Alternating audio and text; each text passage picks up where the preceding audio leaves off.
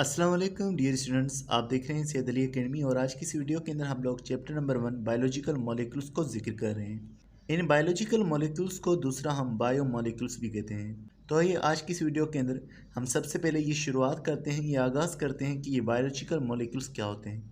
सबसे पहले अगर हम बायोलॉजिकल मॉलिक्यूल्स की बात करें, बायो मॉलिक्यूल्स की बात करें, तो सिंपली मैंने यहाँ पर लिखा हुआ है molecules related to living organisms.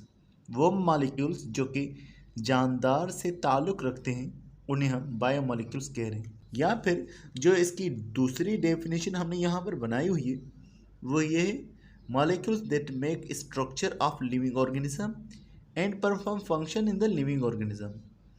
वो मॉलिक्यूल्स जो कि एक जानदार को बना रहे हैं, या वो मॉलिक्यूल्स जो एक जानदार में होकर, जानदार में रहकर काम कर रहे हैं, उन मॉलिक्यूल्स को हम बायोमॉलिक्यूल्स कह रहे हैं। सिंपली वो मॉलिक्यूल्स जो जानदार में हैं, जानदार को बना रहे हैं, जानदार में रिएक्शंस कर रहे हैं, उन्हें बायोमॉलिक्यूल्स कह रहे हैं, या वो मॉलिक्यूल जिनका ताल्लुक जानदार के साथ है। अब अगर हम बात करें इनकी टाइप्स की, तो 4 बेसिक टाइप्स हैं।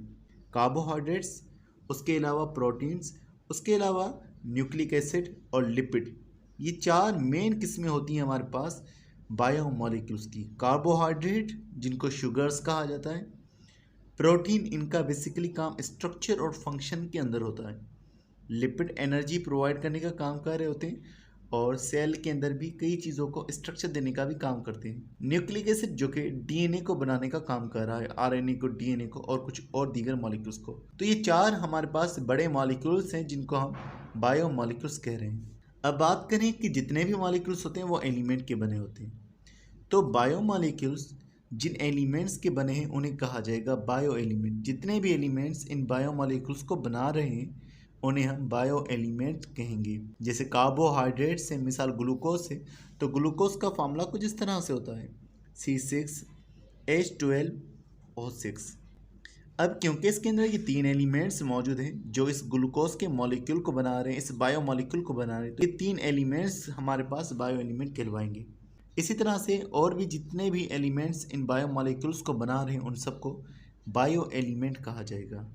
अब ये जो मॉलिक्यूल्स हम पढ़ रहे हैं, बायो मॉलिक्यूल्स, इनकी स्टडी को बायोकेमिस्ट्री कहा जाता है। Study of the bio molecules is called the biochemistry.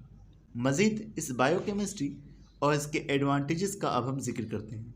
अगर हम बायोकेमिस्ट्री और इसकी इम्पोर्टेंस का जिक्र करें तो सबसे पहले लिखा हुआ it deals with the chemical basis of life. Book के अंदर आपके यहाँ पर ये चीज़ लिखी हुई है कि ये केमिकल बेसिस ऑफ लाइफ से ताल्लुक़ रखती है, यानी एक जानदार की ज़िंदगी है वो किस तरह से केमिकल्स की बनी हुई है, उसकी बुनियाद केमिकल्स किस तरह से, ये सारा बायोकेमिस्ट्री बताती है। या सिंपली अगर हम इसको कहें, it deals with formation, breakdown, chemical reactions, efficiency, deficiency of the molecules in living organisms. यानी कि ये काम किस तरह से करे, किससे ताल्लुक़ रख रही है, इसका ताल्लुक़ मॉलिक्यूल्स के बनने से है, मॉलिक्यूल्स के टूटने से है, केमिकल रिएक्शन से हैं जो बायोमॉलिक्यूल्स अंजाम दे रहे हैं, मॉलिक्यूल्स की कमी या ज़्यादा होने से है, वो मॉलिक्यूल्स जो बायोमॉलिक्यूल्स हैं। यानी मॉलिक्यूल्स कैसे बने, बायोमॉलिक्यूल्स कैसे टूटे, बायोमॉलिक्यूल्स ने कैसे रिएक्शंस किया, बायोमॉलिक्यूल्स का ज़्यादा होने से क्या असर हुआ, बायोमॉलिक्यूल की कम होने से क्या असर हुआ, ये सारा हमें बायोकेमिस्ट्री बताती है। इसके इम्पोर्टेंस की बात करें तो मेडिकल साइंस में इसका ज़्यादा इम्पोर्टेंस है।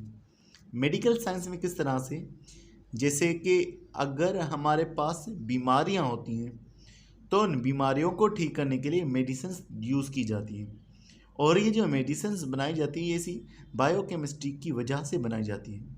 तो ड्रग डिस्कवरी के अंदर, मेडिसिन्स की सिंथेसिस के अंदर बायोकेमिस्ट्री का रोल है। ट्रीटमेंट ऑफ डिजीज़ के अंदर इस बायोकेमिस्ट्री का जो है असर है। एबनॉर्मल मैकेनिज़म्स जो कि कोई कैंसर के ख़राब सेल के काज हो सकते हैं, ख़राब सेल बना सकते हैं, उनसे रिलेटेड ये बायोकेमिस्ट्री है। किस तरह से, मिसाल के तौर पर एक सेल है जो ठीक से रिएक्शन नहीं कर पा रहा, उस सेल के ठीक से रिएक्शन ना करने की वजह से, कोई केमिकल ना बनने की वजह से एक पूरा का पूरा सेल का मैकेनिज़्म सिस्टम जो है वो बिगड़ जाएगा और वो बीमारियां काज कर सकता है। तो बायोकेमिस्ट्री उन एबनॉर्मल मैकेनिज़म्स के बारे में भी हमें बताती है। उसके अलावा it help in understanding cells and how they functions. क्योंकि सेल्स इन्हीं बायोमॉलिक्यूल्स के बने हैं। तो सेल को समझा जाएगा जब हम बायोमॉलिक्यूल्स को समझेंगे, तभी सेल का हमें काम भी पता चलेगा। जैसे सेल मेम्ब्रेन की बात करें, वो 2 बायोमॉलिक्यूल्स की बनी हुई है, प्रोटीन और फास्फोलिपिड।